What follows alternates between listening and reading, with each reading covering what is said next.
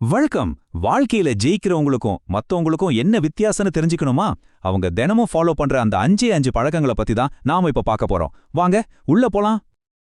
அது அதிர்ஷ்டமா இல்ல அவங்களுக்கு மட்டும் ஸ்பெஷலா ஏதாச்சும் திறமை இருக்கா? அதெல்லாம் இல்ல. அதுக்கும் மேல ரொம்ப ஆழமான ஒரு சக்தி வாய்ந்த ரகசியம் ஒன்னு இருக்கு. வெற்றிங்கிறது ஏதோ ஒரு நாள்ல வர்ற மேஜிக் கிடையாது. அது திரும்ப திரும்ப செய்யற வெறும் 5 பழக்கங்களால கட்டப்பட்டது.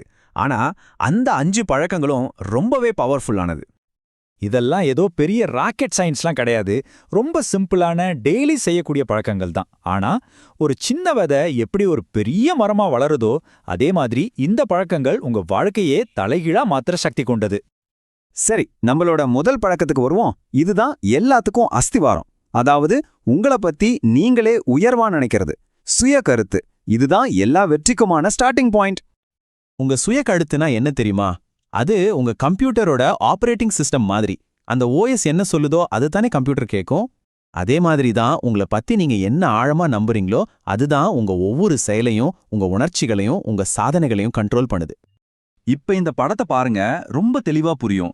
நீங்க மாசம் 30,000 ரூபாய்க்கு தான் தகுதியானவர்னு நம்புனீங்கன்னா உங்க செயல்கள் உங்களை அந்த வட்டத்துக்குள்ளேயே பூட்டி வைக்கும். ஆனா உங்க மதிப்புக்கு எல்லையே இல்லைன்னு நீங்க முழுசா நம்ப ஆரம்பிக்கும் போது வாய்ப்புகளும் தானா உங்களை தேடி வரும். உங்க உள்மனசோட நம்பிக்கை தான் உங்க வெளி உலகத்தை உருவாக்குது. இப்போ நாம 2வது பழக்கத்துக்கு போகலாம். ஒழுக்கம்னு சொன்னதும் ஸ்கூல் ஞாபகம் வரலாம். ஆனா இது அதில்ல. இதுதான் வெற்றியோட உண்மையான இன்ஜின். சுய ஒழுக்கத்துக்கு இதை விட ஒரு சூப்பரான விளக்கம் இருக்க முடியாது. நாம ஒரு வேலையை செய்யணும்னு முடிவு பண்ணிட்டோம்னா நமக்கு பிடிக்குதோ இல்லையோ, செய்யறதுக்கு மூடு இருக்கோ இல்லையோ, அதை கரெக்டா செஞ்சு முடிக்கணும். அதுதான் உண்மையான சுய ஒழுக்கம். இங்க ஒரு முக்கியமான விஷயத்த புரிஞ்சுக்கணும். உந்துதல், அதாவது மோட்டிவேஷன், இந்த மினுமினுங்கிற மெழுகுவர்த்தி மாதிரி கொஞ்ச நேரத்துல அணைஞ்சிடும். அதை நம்பவே முடியாது. ஆனா ஒழுக்கம் அப்படி இல்ல. அது இந்த சீரா எரியிற நெருப்பு மாதிரி. அது ஒரு பழக்கமா ஆகும்போது அதுவே உங்களுக்கு தன்னம்பிக்கையும் வேகத்தையும் கொடுத்துக்கிட்டே இருக்கும்.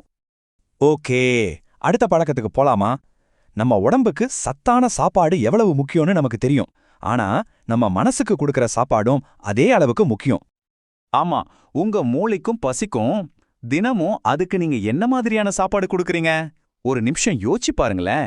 மனசுக்கான உணவு நல்ல உருவகம் இல்லையா? இந்த ஸ்லைடு இத சூப்பரா விளக்குது.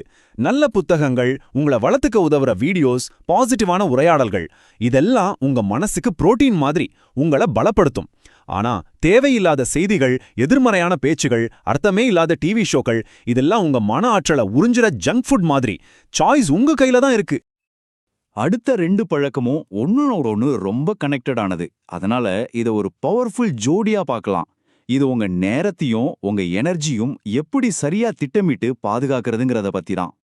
இந்த சூரிய மண்டலத்தை ஒரு நிமிஷம் பாருங்க. உங்க முக்கியமான தினசரி இலக்கு தான் இந்த சிஸ்டத்தோட மையம், அதாவது சூரியன். அதுதான் எல்லாத்துக்கும் வெளிச்சத்தையும் எனர்ஜியும் கொடுக்குது. அதை சுத்தி வர்ற கோள்கள் தான் உங்க வேலைகளும் டாஸ்குகளும். எல்லாமே அந்த இலக்க நோக்கி தான் நகரணும். ஆனா இந்த மொத்த சிஸ்டத்தையும் பாதுகாக்க ஒரு கவசம் வேணும் இல்லையா? அதுதான் உங்க ஆரோக்கியம். உங்க உடம்பும் மனசும் நல்லா இருந்தா மட்டும்தான் இந்த சூரிய மண்டலமே ஒழுங்கா இயங்கும். சுருக்கமா சொல்லணும்னா, உங்களை பத்தி நீங்க என்ன நினைக்கிறீங்களோ அதுதான் உங்க எல்லை. மோட்டிவேஷனை நம்பாதீங்க, ஒழுக்கத்தை உருவாக்குங்க. உங்க மனசுக்கு நல்ல விஷயங்களை மட்டும் கொடுங்க. கடைசியா உங்க இலக்குகளை திட்டமிடுங்க. அதை அடைய தேவையான எனர்ஜியை உங்க ஆரோக்கியத்தின் மூலமா பாதுகாத்துக்கோங்க. சரி, இப்போ இந்த விளக்கத்தோட கடைசிக்கு வந்துட்டோம். உங்களுக்கான ஒரு கேள்வி. இந்த 5 பழக்கங்கள்ல எந்த ஒரு பழக்கத்தை நீங்க நாளைக்கே தொடங்க போறீங்க? ஒரே ஒரு சின்ன முடிவு, ஒரே ஒரு சின்ன பழக்கம், அது உங்க வாழ்க்கையை மாத்தக்கூடிய முதல் படியா இருக்கலாம். யோசிங்க.